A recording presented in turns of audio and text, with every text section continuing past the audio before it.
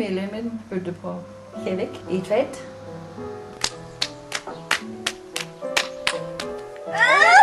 Du gjør bare feil! Ok, vi prøver på nytt. Denne må du prøve å greie det.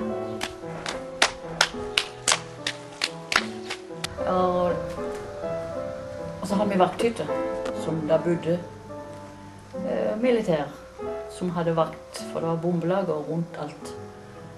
Og så brukte de veldig mye strøm, og vi måtte betale alt sammen, og det likte ikke min far. Så han ringte til en som hadde med strømmen å gjøre. Vet ikke hva de kaller det, elektriker eller et eller annet. Og så sa han bare det, skru av strømmen. De har ikke noe med å bruke deres strøm. Ok, sa min far. Han gikk opp og skrudde av utsikringene.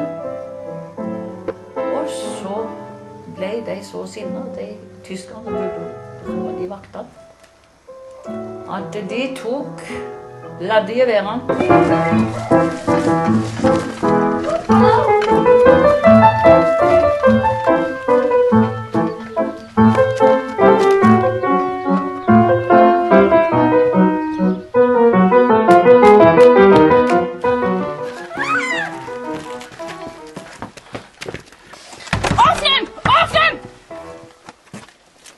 Schalten Strom!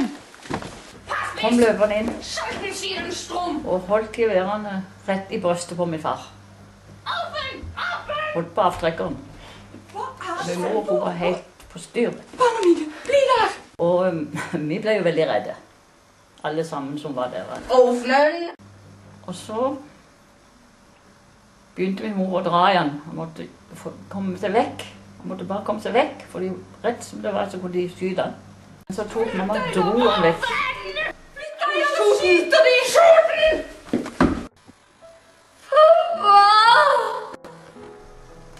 Og så fikk de gått og skrudd på strømmen igjen. Men i alle fall så ringte jo min far til offiserene som hadde med disse vaktene. Og de kom med en gang. Tok de med seg. Og så kunne vi høre hvordan han kjeftet på dem for det de hadde gjort. Og de kom aldri mer vakter igjen opp til oss. De hadde en enorm disiplin.